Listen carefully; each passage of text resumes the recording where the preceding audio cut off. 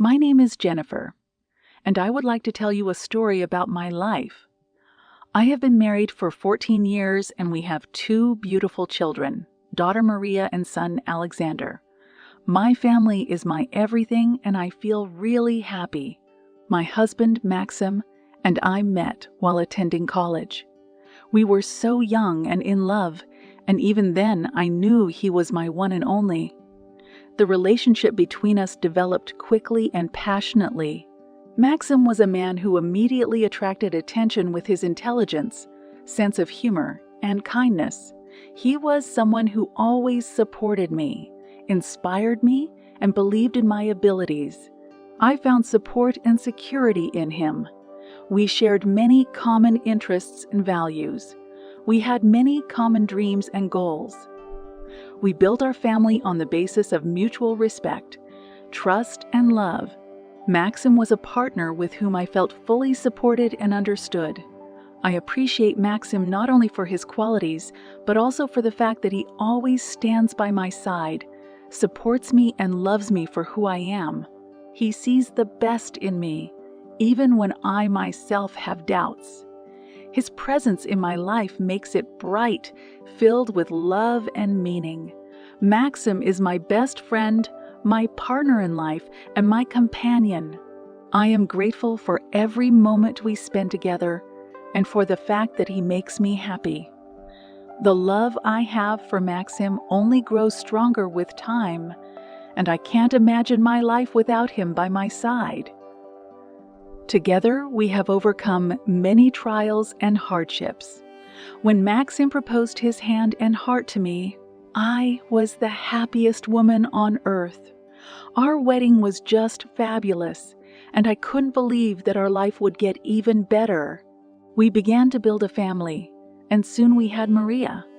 Maxim was actively involved in childcare, supporting me and helping me cope with new parenting challenges. We raised our daughter together, sharing the joy of her every achievement and success. We created an incredibly connected and loving family.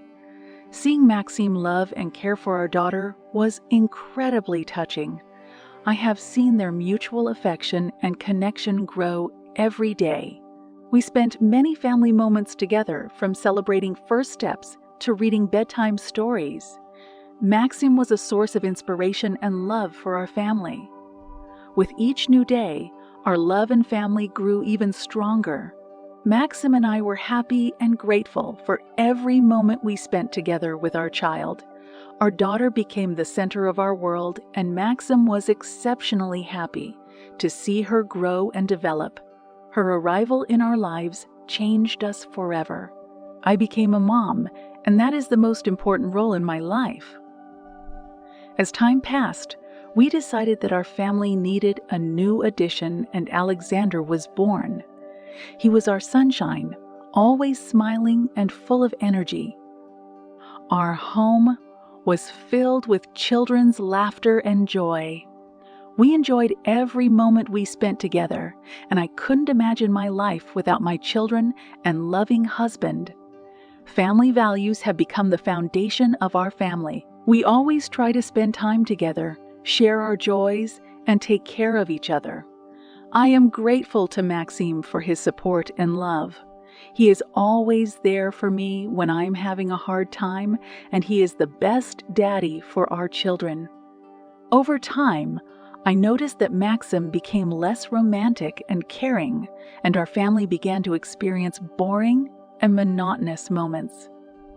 It was disappointing because I so appreciated his care and attention, which were so important to our happiness. Early in our marriage, Maxim paid great attention to details and little surprises that made our lives fun and exciting. He would throw romantic dinners, go on adventures with me, and always found ways to express his love and care. Over time, however, this began to fade. Routine and daily worries overshadowed our romantic interaction. Maxim became busy with work and other responsibilities, and his attention to little things gradually diminished. We spent more time together, but it became boring and predictable. I began to miss the passion and excitement that was present in our relationship before. I wanted our family to remain vibrant and filled with love, but it required effort and mutual interest. My marriage to Max, though it had been going on for several years, had become dull and monotonous. There was a time when every day felt like a repeat of the previous day, and I began to wonder where all the passion and excitement we had felt at the beginning of the relationship had gone. But despite all this, I had always loved Max. In his arms, I found comfort and understanding. I knew he was my rock, and I couldn't imagine my life without him. He was and still is a loving and caring husband and father to our children. One fine evening, when I decided to take a break from household chores and go to a local band concert, I happened to meet a guy named Mason. He was adorable and seemed so lively and energetic. There was a kind of chemistry between us immediately, and I felt that he was interested in me. I was excited and embarrassed at the same time, for I was still married. My feelings for Maxim were still there, and I loved him, but at the same time Mason was stirring new emotions and thoughts in me. It was a strong, attractive magnet that I couldn't ignore. Mason and I began to spend more and more time together. We talked about a multitude of topics, shared our dreams and ambitions. He supported me in my quest to change my life and my marriage. He was someone who made me feel alive and enthusiastic. After the concert, Mason got my phone number from a friend of mine, so he called me the next day and suggested we meet. I didn't know how to act since I hadn't told him I was married and had kids. I was excited about his call, but I couldn't meet him because I had my doubts. Nevertheless, I was aware that my feelings for Mason were a complicated and convoluted path out of curiosity and desire for excess. I was looking for new experiences and adventures, but I didn't want to lose my family and the marriage I had been building for so long. But Mason started texting me on social media, and we started corresponding. I shared my daily routine and my life with him. He told me about himself, and the more we talked, the more I was drawn to him. One day I felt that life with Maxime had become so boring that it was reflected in my correspondence with Mason. He sensed my bad mood and suggested we meet. Mason lived in another city, so I had to come to him. I told my husband that I was on another business trip and would be gone for a few days. I work for a large American company in marketing. My position requires me to travel extensively and travel to different cities and countries. This is one of the main reasons why I often find myself on business trips. My job is to promote the company's products internationally. I organize presentations, meetings with partners, exhibitions, and conferences.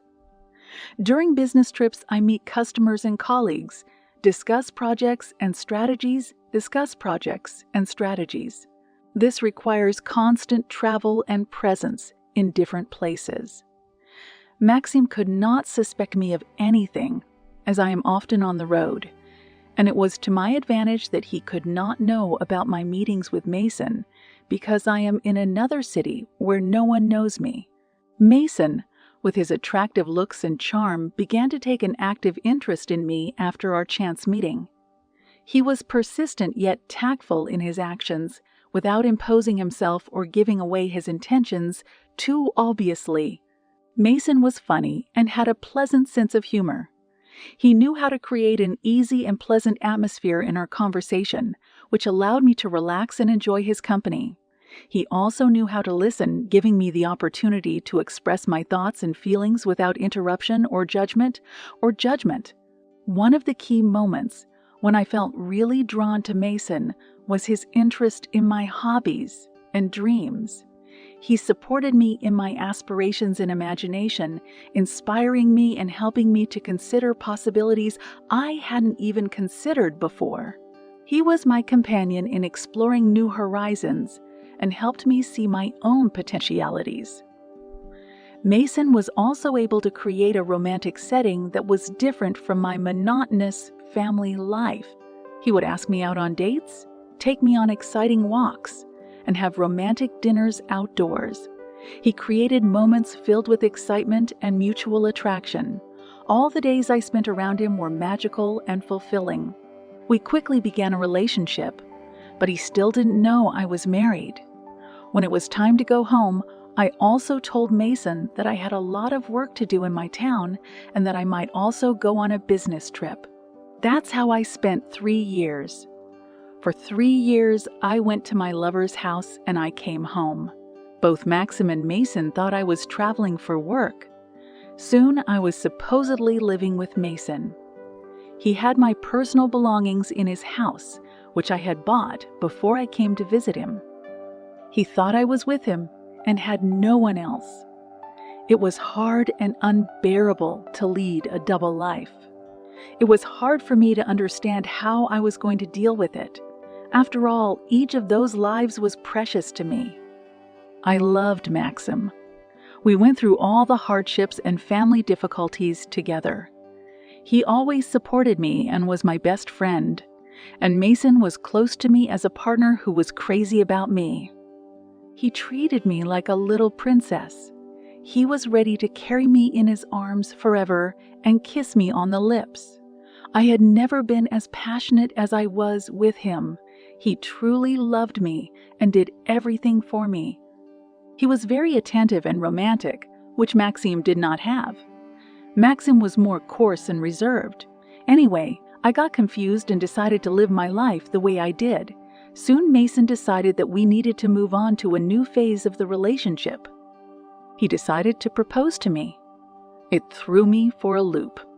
After all, I was already married, and he wouldn't understand if I told him that I had been leading a double life and cheating on him all along. I decided to get around that situation. So I applied for help to the passport organization, where I informed them that my passport had been lost. They made me a new passport, but I did not put a stamp of marriage in the registry office. This way, I had the opportunity to get married with a new passport. When I married Mason, our wedding was the most important and long-awaited event in our lives. We carefully planned every detail to create an unforgettable atmosphere that reflected our love and happiness. The ceremony was held in a secluded location with a beautiful view of the ocean. The entire setting was imbued with romance and elegance. Flowers combined with nature created a magical atmosphere, and the archway decorated with fresh flowers became a symbol of our union. I wore a snow-white dress that emphasized my tenderness and femininity. My gaze met Mason's as I walked down the aisle, and my heart blinked with happiness. He looked beautiful in his suit, radiant with pride and love. As we stood before the altar, I saw only him and felt our shared future unfold before us. We exchanged vows in which we expressed our love, devotion, and support for each other in all of life's situations. I told Mason that my parents live in Germany, so they couldn't be at the wedding because of work. I also told him that I have differences with them and I haven't kept in touch with them in years. Oddly enough, he understood me and did not interfere in the matter. There were no near and dear people on my side, and Mason didn't ask any unnecessary questions. All went well, and as usual, I went on a business trip, and as usual to Maxim. Maxim began to suspect that I began to travel on business trips very often and to devote a lot of time to work. But I only brushed it off that the firm had problems that needed to be solved, and soon it would be over, and everything would be over, and everything would be as before. But in my heart, I knew that exactly as before will not be. And then, 2 months later, the most unexpected thing happened to me in my situation. I remember the day when my life changed forever. I felt that something unusual was happening to me, but I couldn't figure out what it was. There were several signs that indicated the possibility of pregnancy, and I decided to test my hunches. With 3 pregnancy tests in hand, I waited nervously for the result. My heartbeat quickened when 2 lines appeared on each test. Suddenly, it was clear. I was pregnant. Mixed emotions gripped me: oddness, excitement, and some anxiety. I didn't know who the baby was from. In any other situation, I would have been excited about this event, but not in my case. I decided I wasn't going to tell either of my partners about the pregnancy. I had to find out who it was from. I went to an expensive medical clinic to look into the matter. They told me that I had to take each partner's saliva and bring it to the clinic so they could figure out whose baby it was. While I was wondering how I could do that, Maxime guessed about my pregnancy. I was constantly throwing up and craving all sorts of strange food preferences. He knew exactly how I behaved when I was pregnant and forced him to take a pregnancy test. When it turned out, he was happier than ever. I did not expect such a reaction from him because we already have 2 children. He kept talking about the future baby, what we were going to name it, and how we were going to celebrate the gender party. I didn't know where to put myself. It soon became clear that the baby was Mason's. I didn't know how to behave in such a situation and just decided not to do anything about it. I thought it would work itself out later, but as time went on, my belly was growing. And since Maxime already knew about the pregnancy, I couldn't have an abortion. Soon I went to see Mason, and of course he knew right away what was wrong. He also noticed my constant nausea and my growing belly. I remember his face just glowing with delight and happiness. He hugged me tightly and said he couldn't contain his joy. Mason immediately started talking to me about our future child and how he would be the best father ever. He expressed his tenderness and devotion, promising to take care of both of us and create a happy and safe family environment. He was involved in every moment of the pregnancy, supporting me, massaging my feet, cooking me healthy meals, and accompanying us to every doctor's visit. He didn't want to let me go to work because he was very worried about me and forced me to leave her. But what could I do then? I told him I couldn't live without my job and needed to be patient for a while. I was so worried about all of this that one day when I was leaving Mason, I fainted on the road. When I woke up, I was in the hospital. It wasn't far from Mason's house.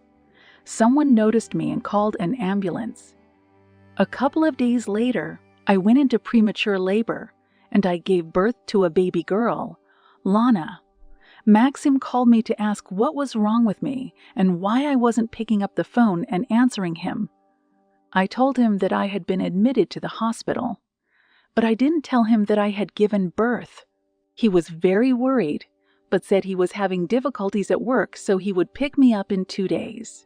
It suited me fine to decide and think about what to do next. And half an hour later, Mason came to me with flowers and balloons. He came in happy and excited.